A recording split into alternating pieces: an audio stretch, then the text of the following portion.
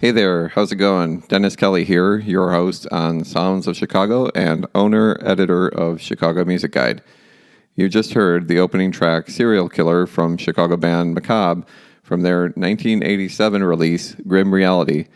And for this episode, I'm going to play for you some of the great metal from the late 80s and early 90s that influenced me in particular.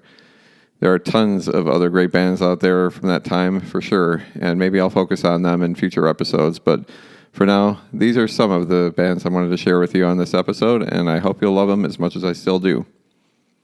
Macabre and their Grim Reality album in particular were such huge inspirations on me as I started off in my own band, The Killer Kitchen Utensils. Corporate Death's ripping vocals and violently sung vocals were, at least for me, a truly unique sound at the time, and literally hooked me instantly. Dennis the Menace's drums hit speeds even on any of my best days I was never able to reach myself, and Nefarious's bass gave the band the power and pulled all this intensity together into one murdering and mind-melting metal band. I asked Corporate Death if he could say a few words about how the scene was back in the day, and you'll hear him toward the end of this show. And I'll also be playing a song off of their latest album released late last year, Carnival of Killers, so stay tuned for that. Listen to more Macabre and buy their music at murdermetal.bandcamp.com. Next up, another truly iconic band from Chicago, Life Sentence, who also made a gigantic global impact and had quite the interesting history. But that can be discussed perhaps in another episode. Life Sentence's original lineup consisted of Tom O'Connor on drums, Joe Licerdo on vocals and bass, and Eric Brockman on guitar and vocals. And the album was recorded at Solid Sound Studio in Hoffman Estates, not too far at all from where I was living at the time in 85 and 86. Something I didn't know, though, was that Barry Stern from Chicago's E-Trope had been involved in the production of the album, too, which I actually think is very cool. But make sure you visit lifesentence.bandcamp.com where you can pick up the album, shirts, and stickers.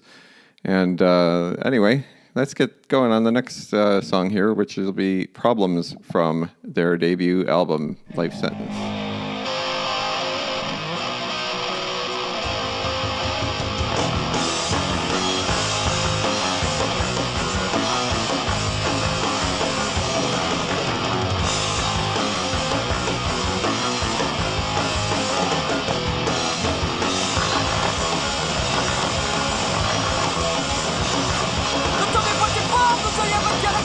But you just said the feeling, I don't know what to do. My girlfriend to the end, but you me all alone.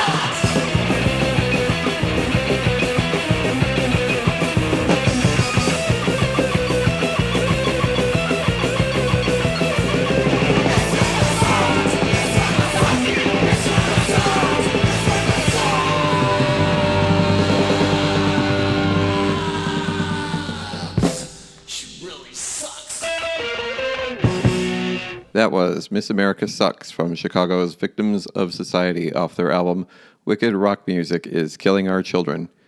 They were formed by Joey Vindictive, who went on to also form the Vindictives in 1990. Up next are two bands from the Aurora area, Nickel Brains and Decrepit Youth. First is the song Nothing from the album Forward Message by Nickel Brains.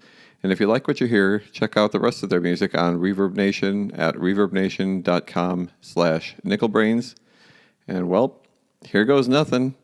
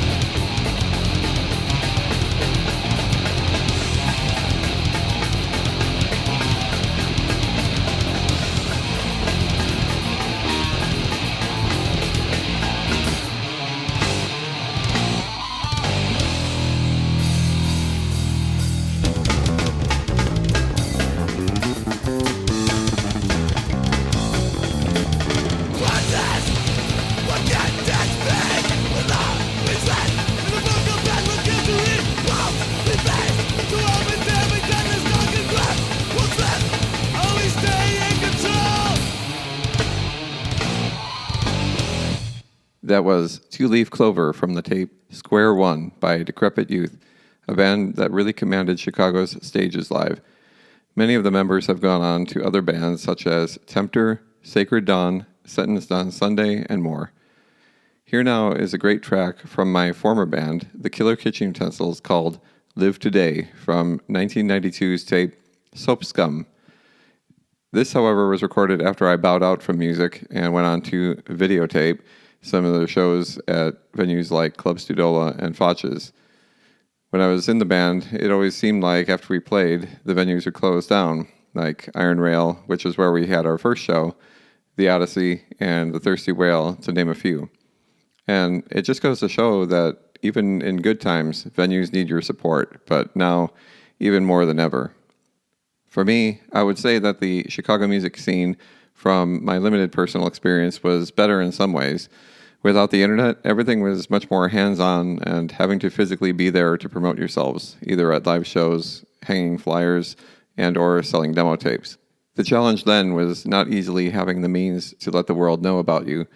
But these days, now that bands have access to the internet and the ability to record decent quality demos themselves, it seems that the challenge today is to stand out from all the millions of artists globally. But there were many more record stores available back then that had consignment sections to help local bands, and at least one store we had our demo tapes at is still in business today, Beyond the Limit in Norridge. Take a moment to thank them for the support they show local artists by buying merchandise from them. To learn more about them, visit their Facebook page at facebook.com/BeyondTheLimit87. Let's hear the Killer Kitchen Utensils song Live Today from the tape Soap Scum.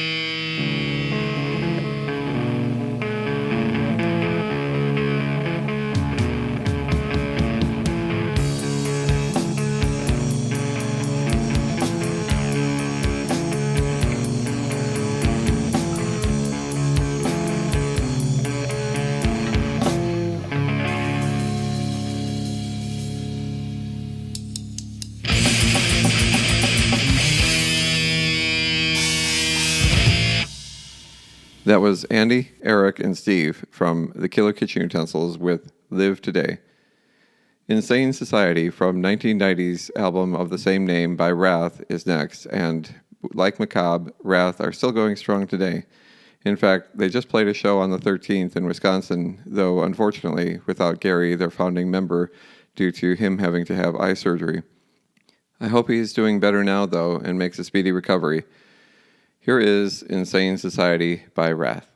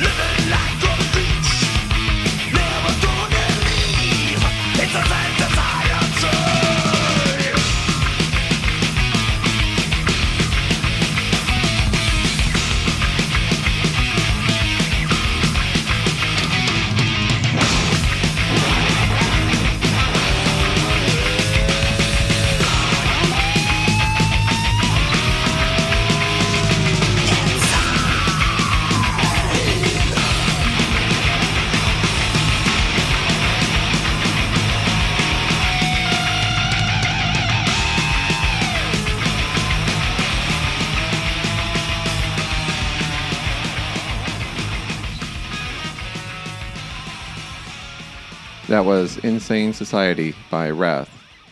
And now I have a special guest for you, Nick Sanzeri from the band Maelstrom, to talk about some of his experiences from the early days. Take it away, Nick.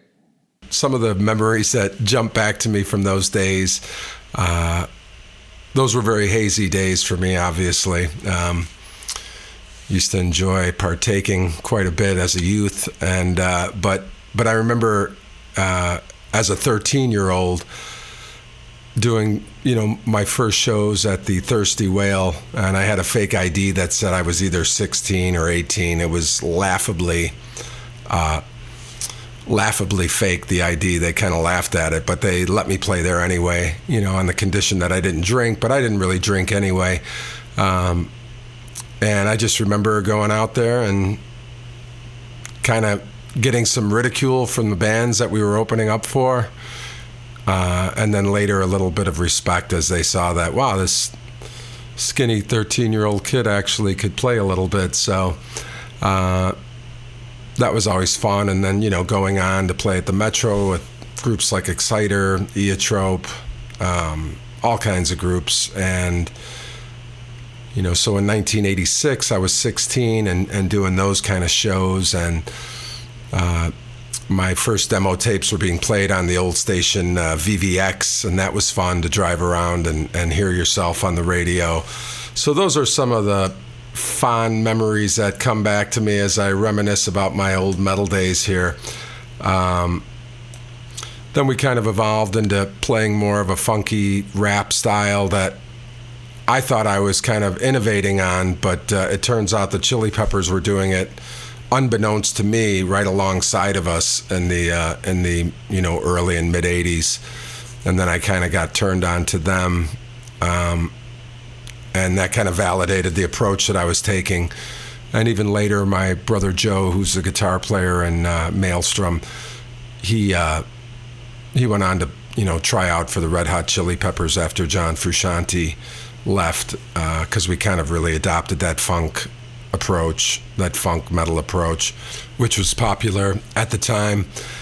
And after that, I continued to write and got a publishing deal, and was writing songs and never really stopped from there. I still play live all the time, and really, even after those metal years, that's when I really started to play the most, doing something like 100 shows a year for like 20 years. And that's kind of where you really learn how to do your stuff, how to really sing and how to really play and, how to really get paid. So it's just something that music for me has been a really... It's really enriched, the fabric of my life, alongside of having a wife and 2 kids and a regular job. And but it's just something that I always kept going alongside of all of those things. And I've really enjoyed it. So I'm still doing it. All of my information is at nicksanzeri.com. I just play solo now. It's too hard to hold a band together in these times of COVID, which I'm sitting here suffering from right now as I record this. During these times of COVID, it's one of those things where really bar owners and people don't have a lot of kind of extra money to do that. Obviously, there's not even a lot of people that are in bars, and so I found for me that, just being a solo act has been the best. And, I basically play bass and sing, and, I supplement my sound with some tracks, and it's a really exciting sound. And if anyone was interested in me back then and is hearing this and wants to come see me, I'd really appreciate that. And, it's all different kinds of music now, obviously, but it's still really good. And still has a lot of life and a lot of energy, just like you do, my friend, and just like the metal scene still does in general. I still am friends with, guys in metal bands and things like that, and metalers are the most loyal, they're the best. So I'm proud of my metal roots, and I'm honored and flattered that you would take an interest in my music that I made back then, and I really appreciate it. So rock on, and here's to a great 2021. Thanks so much, Nick. All the best to you for 2021, and thank you for sharing your experiences with me today. I really hope you get better soon. I remember being blown away from Maelstrom shows at the Taste of Roselle in the mid-'80s. It definitely started me on the path to a lifelong interest in music and to support the scene. Now check out Hammerhead from Maelstrom.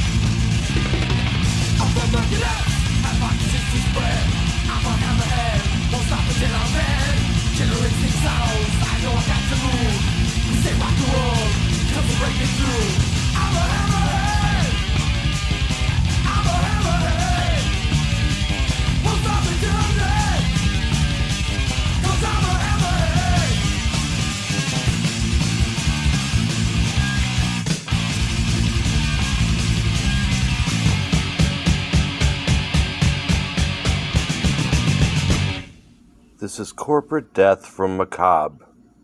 The 80s was a very special time for music in Chicago. Although rap and hip-hop was growing big time, I was into the heavy, extreme styles. And Chicago played a big part in shaping music to this very day. Chicago was always known for its blues roots and had the biggest movie about it in The Blues Brothers in 1980, which everyone loves. The heavy music scene was starting to boil. I managed a rock and roll McDonald's in Chicago through the 80s, so I would get off work and go to shows 2 or 3 times a week, with touring bands and local bands opening up for the shows. I'm not going to make a list of bands from that time. There's way too many to list. But I do feel fortunate to be in a band in Chicago at the time, in the 80s. We started writing our own style, murder metal, in 1983, and there was no looking back. We tried to blend a lot of extreme styles, singing true stories about real killers. We recorded the last album done in Universal Studios, Chicago, called Sinister Slaughter. We were the last band to record there. That's where the Blues Brothers recorded their album. We love Chicago, and we thank everyone who supported us over the years. We thank you. Well, thank you, Corporate Death, for sharing your experiences and insights and your time. I really appreciate it. Chicago's music scene and the metal scene from across the globe would definitely not have been the same if not for Macabre being there and showing everyone how it's done. I am so thankful for your special blend of murder metal, and I'm glad that it's still coming out strong. The new album, Carnival of Killers, is, what can I say, killer.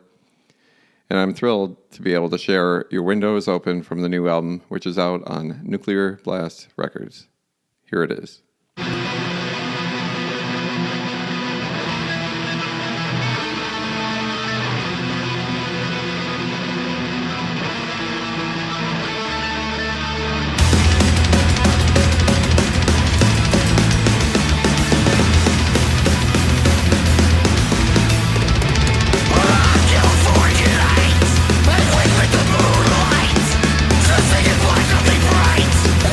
Streets I as a guide.